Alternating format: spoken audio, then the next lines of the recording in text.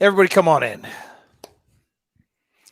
Big revelation we found out today that two-time defending national championship Georgia Bulldogs are better than Florida State's second and third stringers. I know, absolutely amazing revelation. Joke of a game, farce of a bowl season. This was like the crown jewel of like the dumbest decision ever made in the history of the sport. Welcome to the dumbest game in the history of the sport, where I don't know. Georgia beat a practice squad, and that was Florida State. But it is what it is. I'm here. This is Knowles 24/7 instant reaction. Kind of a really crappy way to end a magical, awesome season. But it was a farce, dude. It was a fugazi game from a fugazi decision by a fugazi bunch of people. It was all fake. It was all stupid. It was all fairy dust. There are some real, I think, positive takes to get out of this game. This glorified exhibition, this glorified spring game, where you did get to test yourself against a roster built on five-star talent assembled over most of the past decade. And that's who your young guys got to compete against. And I thought some of them, there was a lot of bright spots. So, Kevin, what did you think of this joke of a contest that I'm at least glad Florida State's getting paid a lot of money for, and ESPN hopefully got really, really bad second half ratings? Yeah, I would say that I think the wide receivers played well for the most part. I thought, you had that deep ball to Tron. I thought that Destin Hill was getting open. Darion Williamson did a good job of getting out in space. Keziah Holmes ran pretty well for the most part on the night. And then you had a couple of young guys in the secondary. I thought Quindarius Jones was someone that UGA decided to pick on, and they did get some completions over him, but you kind of see where he's at. There was tight coverage on both those completions. And I think there are some young pieces that were able to kind of, or some, people who just have been kind of looked over that had okay games. Brock Glenn is someone that I think we deserve to give some credit. We were deservingly harsh on him in Louisville.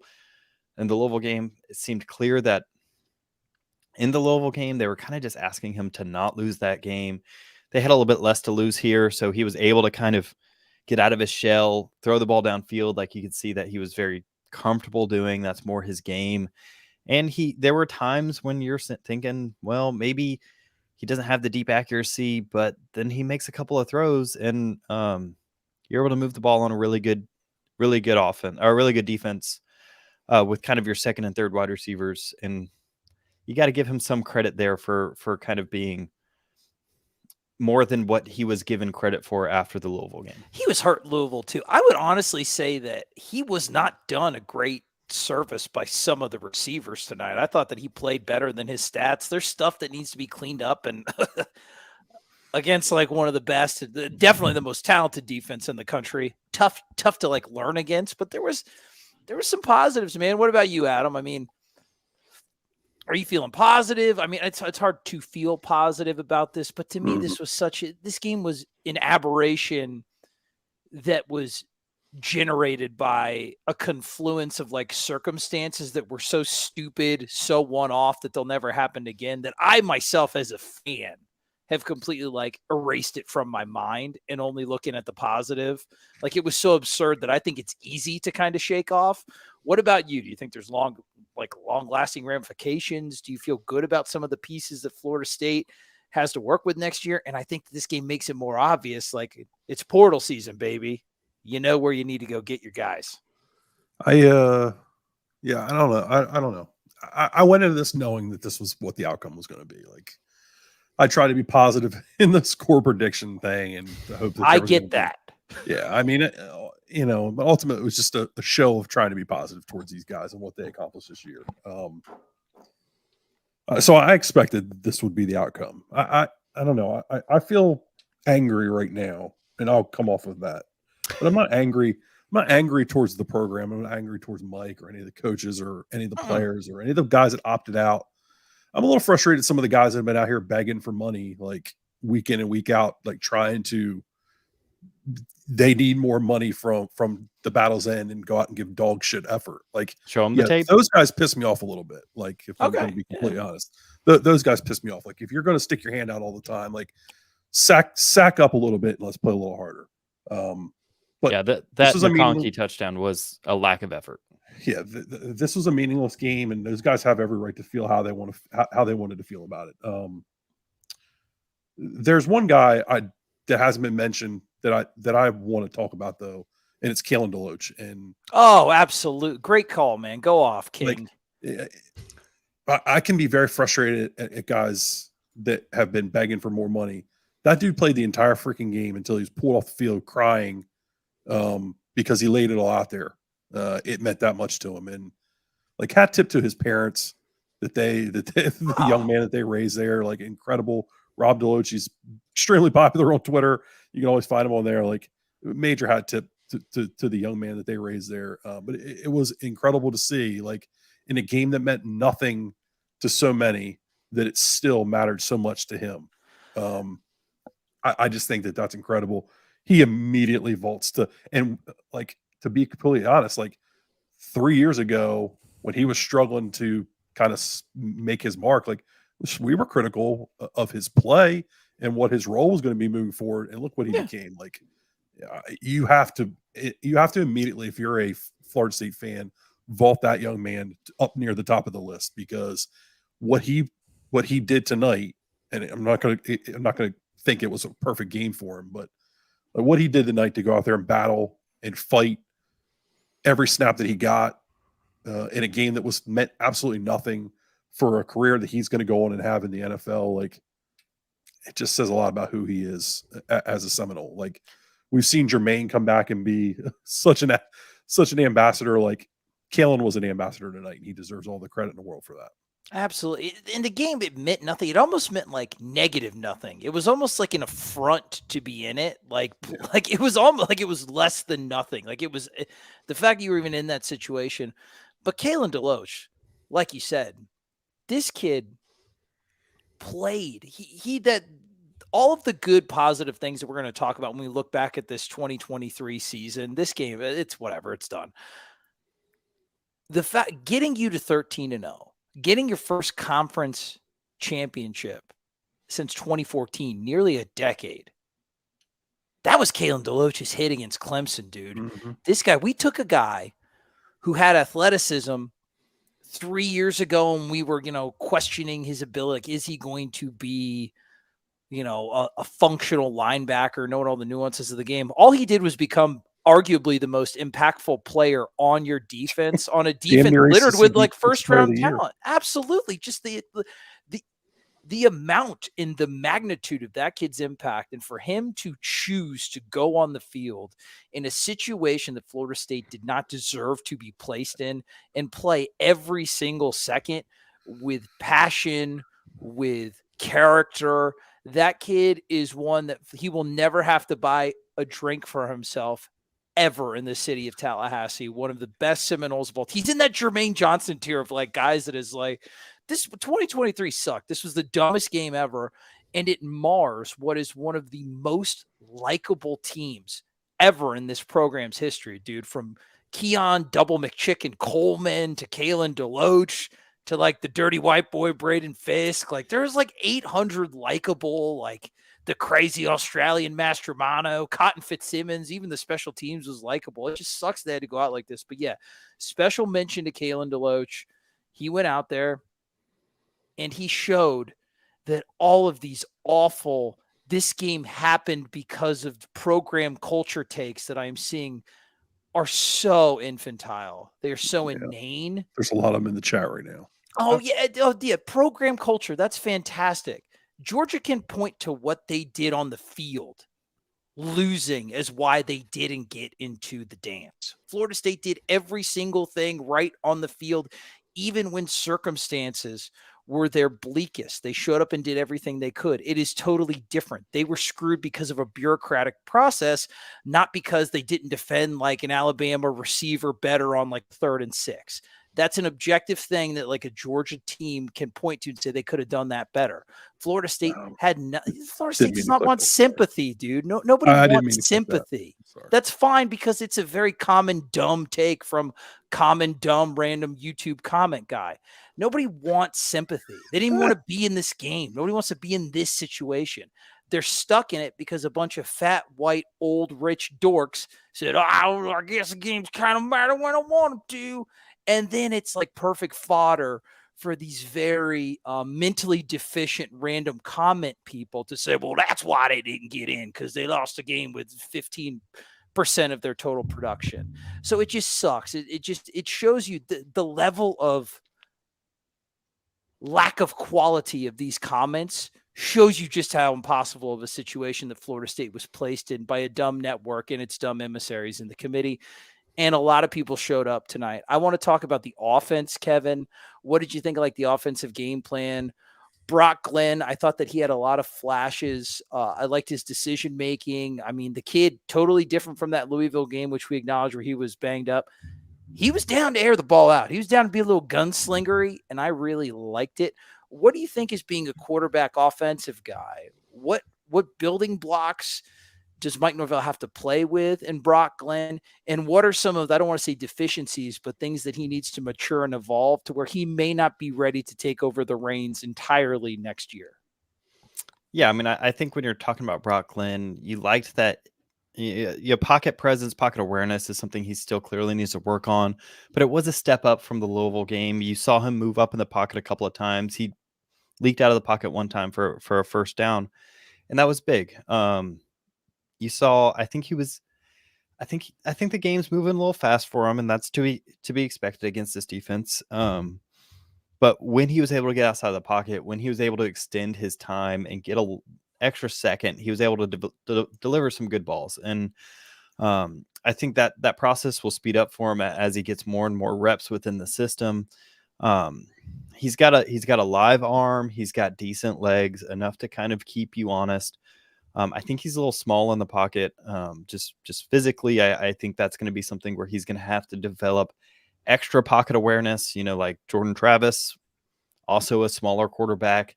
He was able to get by with it because he had such dangerous mobility. So you'll have to see Brock Glenn develop some way of kind of counteracting that. But I think you saw a little bit of it, a little bit of his speed.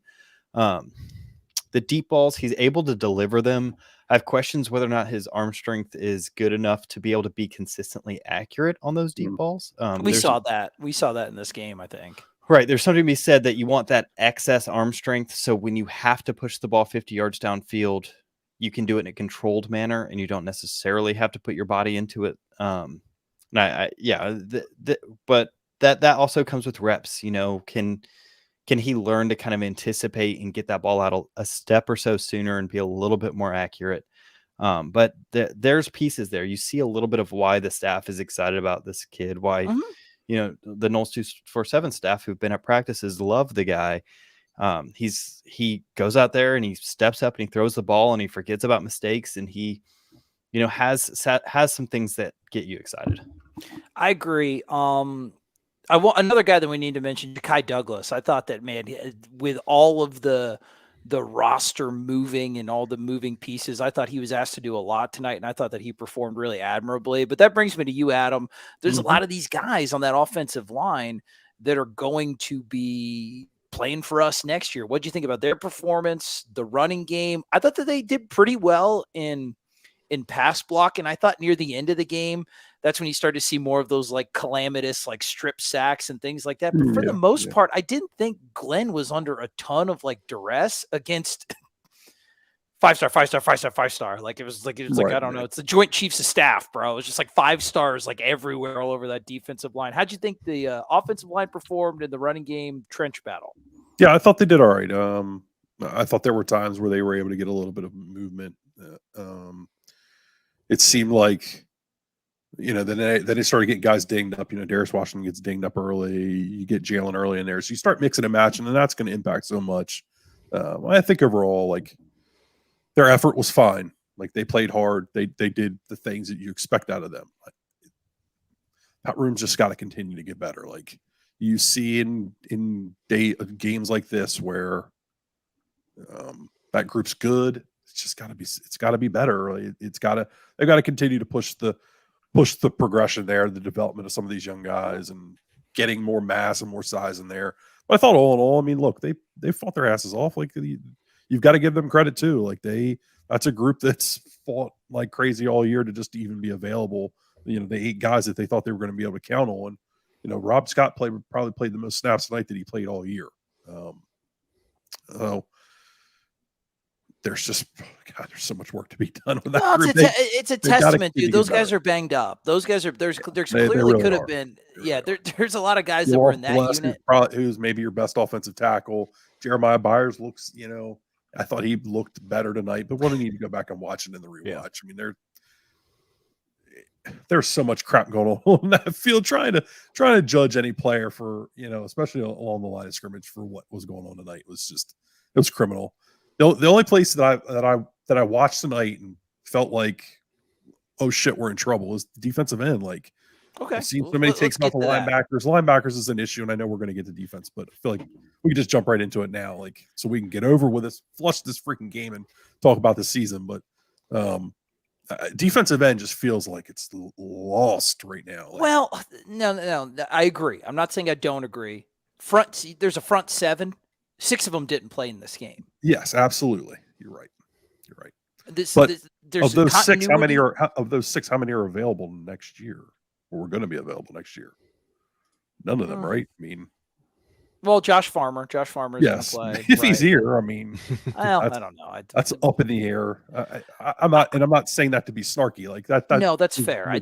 Based on history, I think that's very fair. However, I think that highlights your point. Like this production from them. Daryl Jackson hopefully is here next year, and I thought that he flashed. It's just tough when it was him and Peyton, and you got worn on, and Peyton had a great strip sack at the beginning of the game. But it's one of those things, like you said, the deficiency in edge. The deficiency in the interior when like Jackson wasn't, it was just bad, dude. They got bullied, and they didn't give a guy like Kalen. It was even more amazing that Kalen DeLoach played, because you want to keep your linebackers clean.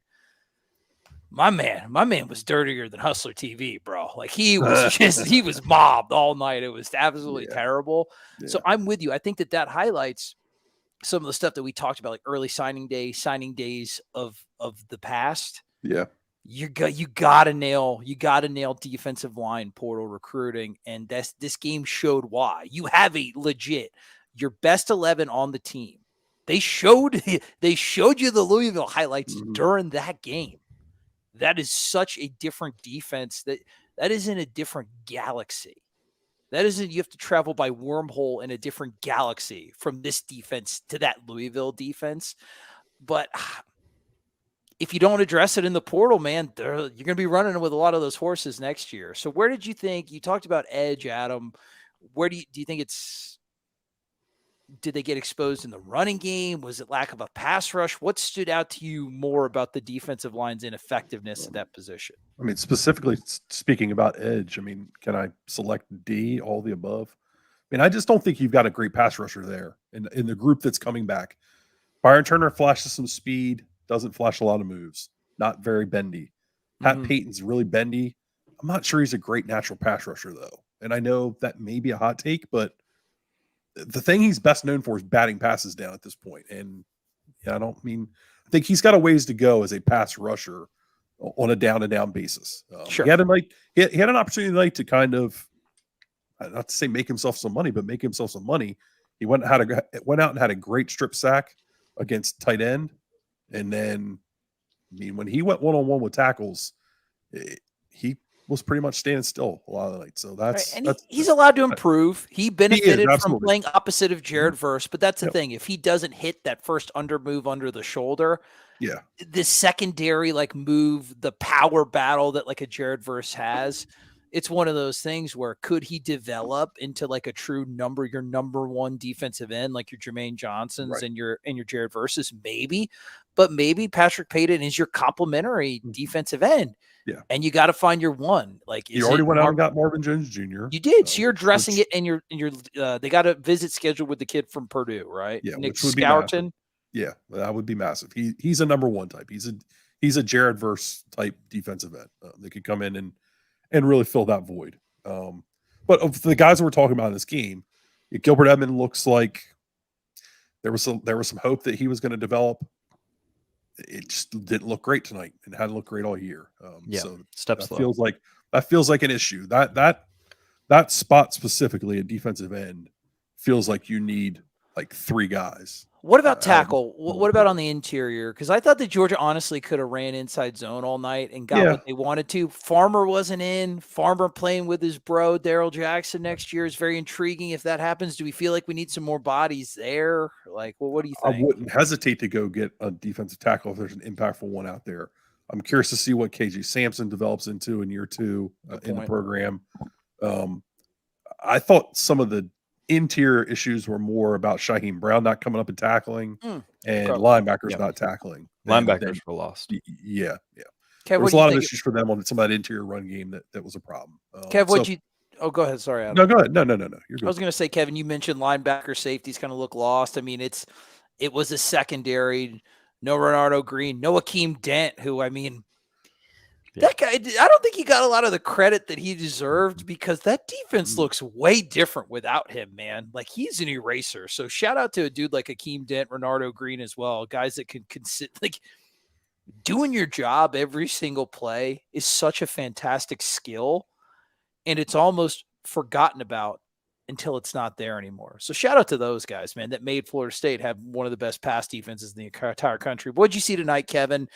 Can they fill that void at linebacker minus the Kalen DeLoach with like the Blake Nicholsons, the Omar Grahams, the Justin Cryers, or we got to go portal in there in your opinion? Yeah. So at the beginning of the season, we talked about safeties being the thinnest spot. We were worried about safeties. And over the past 3 games, Akeem Dent has played really great games. Some of the best games I've seen a FSU safety play in a while. Mm-hmm. And that's mainly the reason you're able to shut down Florida and Louisville the way that you did. I mean, he came in and run support. He came up, he filled those gaps effectively. And you didn't have that this game. You didn't have, you have a bunch of young guys there. You have Ashlyn Barker, you have Conrad Hussey and Kevin Knowles kind of taking that spot. And they're just not there physically, or they don't have the reps. Like it's all of the above. And I think the same problem happened with the linebackers. You had Omar Graham, who I think had a disappointing game, to be honest with you. He started out so good on that screen. It was very interesting. We commented, he sniffed out that screen, and then they were sometimes they're in the right position, sometimes they weren't, and sometimes they're in the right position. They didn't make the play, but I'm with you, Kev. What'd you think about his game? Well, I think a lot of the younger linebackers, what was happening was they weren't trusting the defensive line to win up front.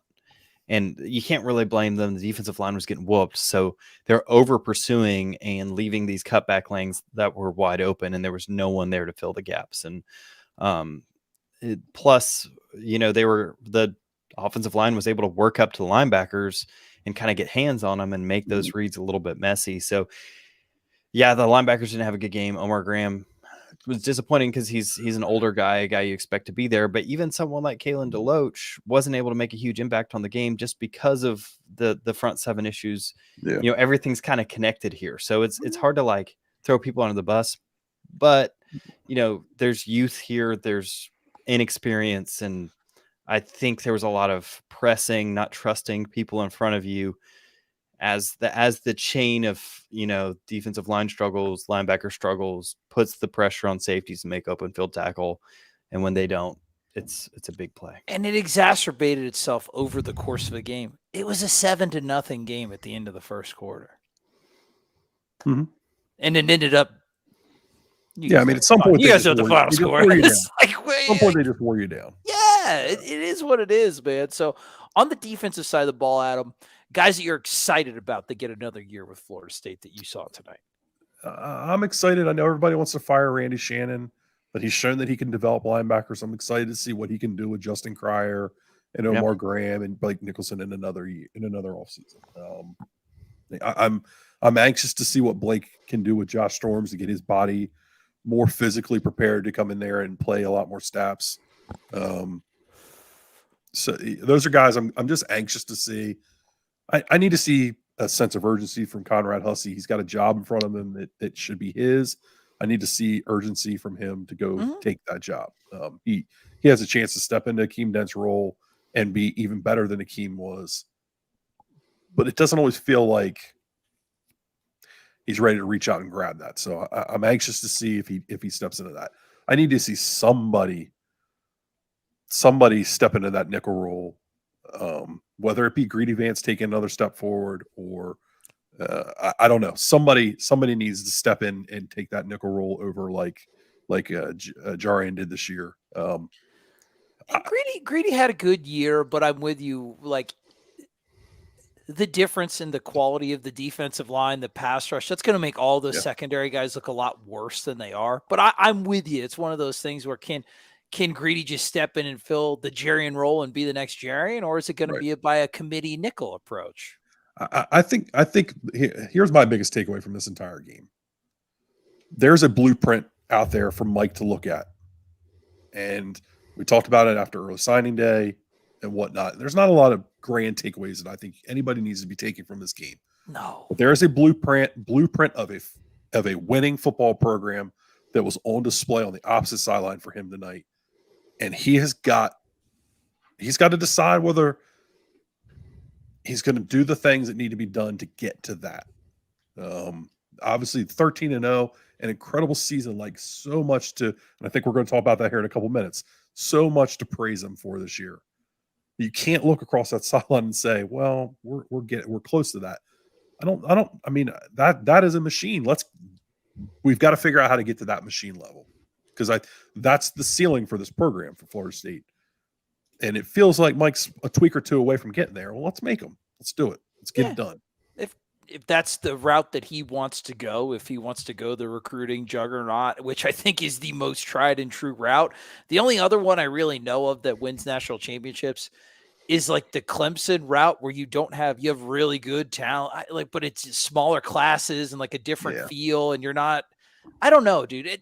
I'm kind of with you. I'm trying to think of like alternate takes, but it's like just recruit the best kids, whether it's in high school or it's portal. It's just talent. I think it's to me, it's hard because, obviously you want to be recruiting at the highest level, but people like Mario Cristobal and Jimbo have shown that you can recruit at the highest level. Yeah.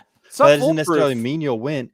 They're doing the hard part. The hard part is taking these kids, building a good culture, developing them, growing them as players, and putting them in a position to succeed. And then it's frustrating because it feels like you're just one or two signatures every year from doing the other part, You're a tweak. You got the main part. I'm so with you. Like you can name all the great, it's a lot easier, I think, in my opinion, to name great recruiters in college football as coaches rather than great X's and O's tactician guys. Yeah. So I think, like Kevin said, and I think like you even agree, Adam, being a former coach yourself, the coaching and the development and knowing when to take a knee when it's like 4th and 2 or whatever. You know what I'm saying? Like that's the stuff that when you get it, you want to hold on to that guy. But the frustration lies is that it's so crazy. You're 13-0 and you're 0-1 in fake exhibition games, which is a very odd record, but that's what I'm going with this year.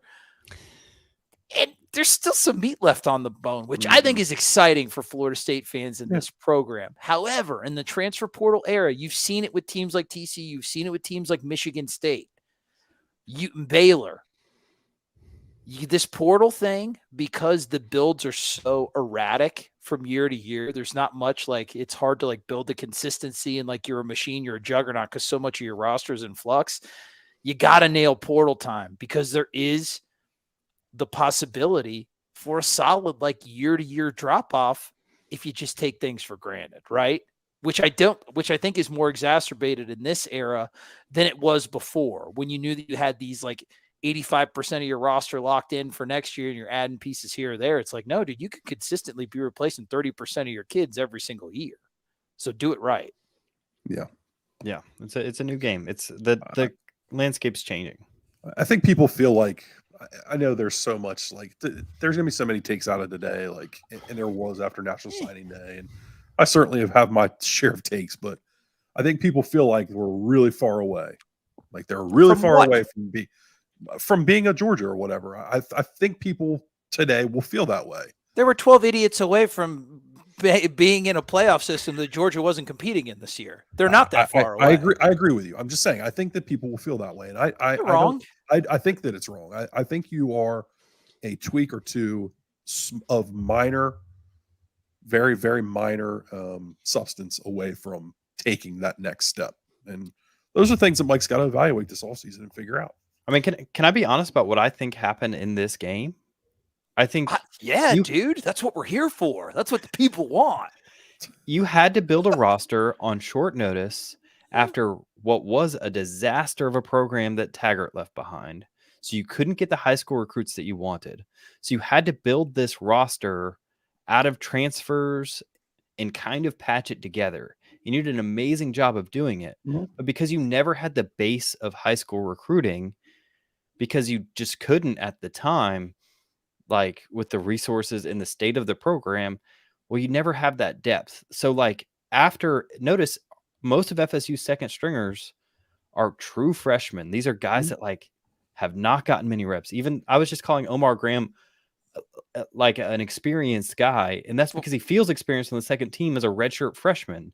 There's no depth. That's a great point. He does feel like an older dude, but Mhm. Mike hasn't got to get his guys in long enough yet. I think you're right, Kevin. That's a great point. So you're thin, and when all of these guys, like you had done such a good job building through the transfer portal of that 1 and 2 deep, but as soon as you get to that third deep, you just don't have it. And so, yeah, that's what it was. You're just thin because of the situation that's changing. I mean, you've got a top 10 class this year. It's not as good as you need it to be, but it's getting better. And if you can keep getting that, you need to keep winning in the portal to keep that first and second string as good as it has been this past year.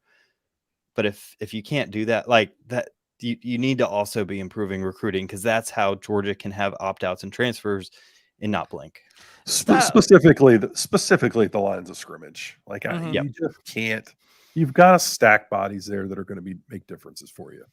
Styles make fights. I couldn't think of a worse team in the entire country to try to test the depth of your second and third string against than the University of Georgia. Especially, it's like, oh, and their program culture with, like Fat Lloyd Christmas, Kirby Smart. Dude, they're mad because they lost the game this year. Florida State doesn't care because they got Frederick Nietzsche. They got nihilismed into like thinking that nothing doesn't matter because their actions didn't freaking matter. Mike literally said in the post-game presser that had they lost to Louisville, they would have had the majority of the guys playing that opted out. Absolutely, because I mean, they have how a do grievance. people not understand this? Like, how is this difficult to intellectually understand? dishonest? It's like, oh well, Georgia, it was different being a dog and all. It's like, no, dude, they're losers. They lost the last game, so they want to go out on a W. Our guys got screwed by the man, and they got the feeling that every single person gets when their first paycheck when they see the words FICA, and it's like, oh, like the system, like, you know what I mean, like. Reality hit these young kids way harder that sometimes no matter what you do, it's not enough in every single situation.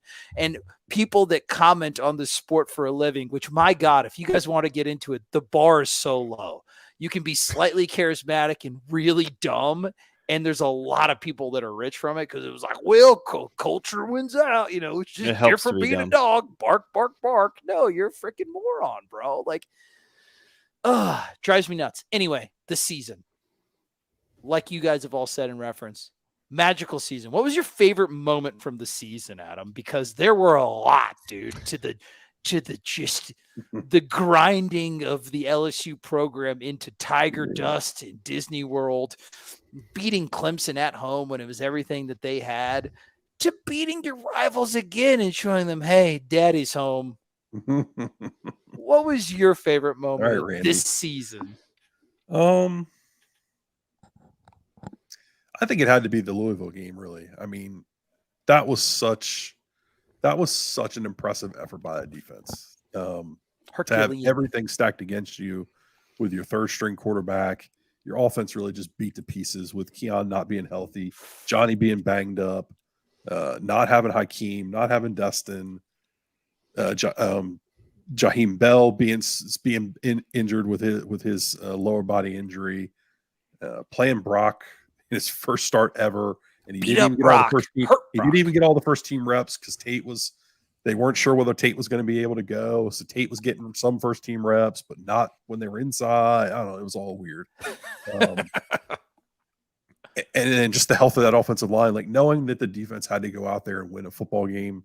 It was a special moment. They felt like a special team at the time, like a team in destiny. They went out and did what they needed to do to finish 13-0, to win the ACC, to what should have been an opportunity to make the playoff. And ultimately they got absolutely jobbed. But there's no doubt in my mind that was the most special moment for me. God, the euphoria was hitting that night. I did It a was. majestic cannonball into a Residence Inn pool, guys. I agree. That was a fun night for me. Kevin, what about you, my intellectual video savant? What was your favorite moment of a magical 2023 13-0, 0-1 exhibition season? Well, I do want to add on to AB's. So that Louisville game, I did a breakdown of it. I mean, it is better than you think. Like, they held him to, what, 2.7 yards per play, which it was nasty.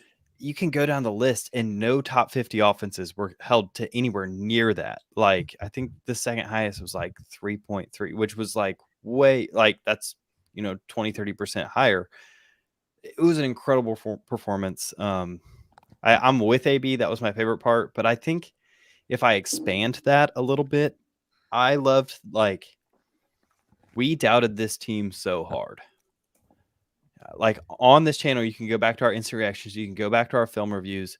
We were saying this team isn't going to beat Florida. And that was before, like, we were doubting whether or not this team was going to be able to do it. Like, we saw them against Boston College. We're like, every game, we're like, is this going to be the stinker? Are they going to lose to Duke? Are they going to lose to Miami? Are they going to lose to Florida? Oh, no, Jordan Travis is hurt. Now they're really going to lose to Florida.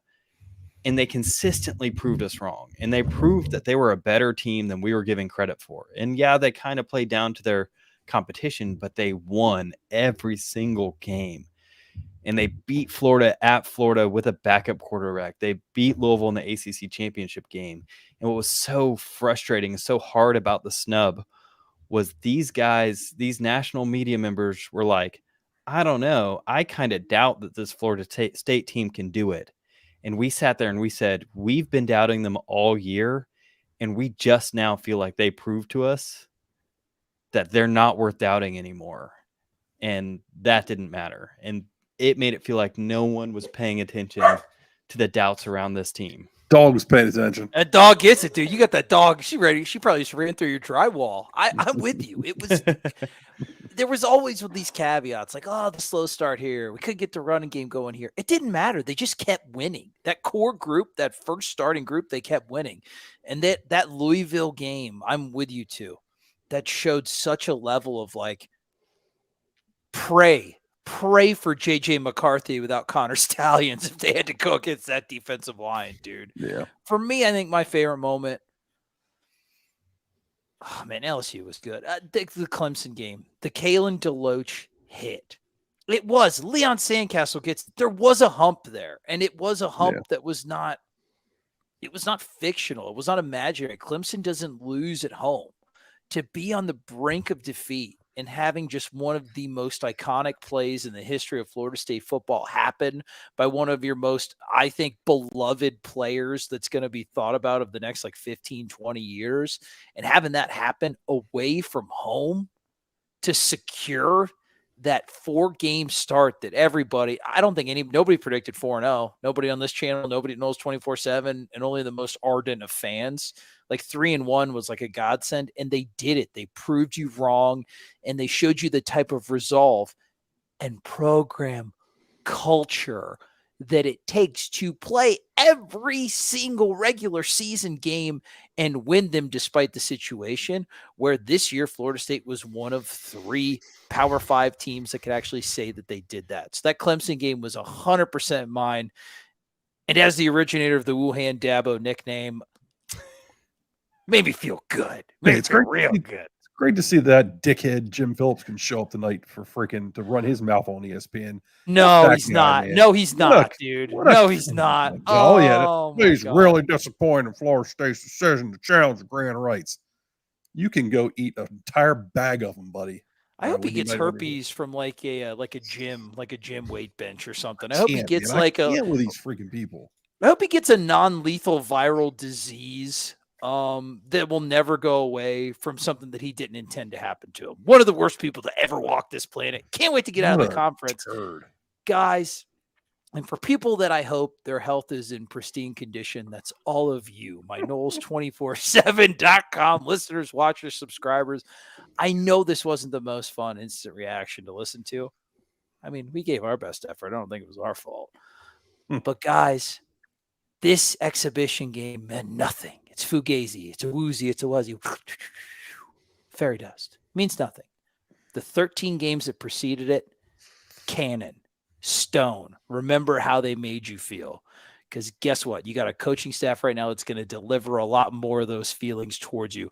The 2023 season was undeniably, irrevocably, objectively a massive success for you, the Florida State fan, and for you, especially the Knowles 24/7 subscriber, you dirty dog. You got a lot of nice information, and you're going to get a lot more if you subscribe. Bask in the good, because the people that are trying to tear you down, they're jealous that it ain't as good as what we got right now. Yeah, they just got beat by Rutgers and We're not going to baseball stadiums and losing to Tony Soprano State. We're not sitting on our couch since December with nothing to do because we didn't make a bowl game and, we're already coming up with coaching hot boards. No. We don't lose games in our regular season. Our ship is tight, just like the Knowles 24/7 ship. We love you, Florida State fan, and we will see you this entire offseason. Knowles247.com, the place for all of the news. And if you're not a subscriber, you're a dork, and you probably think Jim Phillips is cool. So don't want to do that. Love you. Undefeated regular season conference championship Knowles. Keep chopping.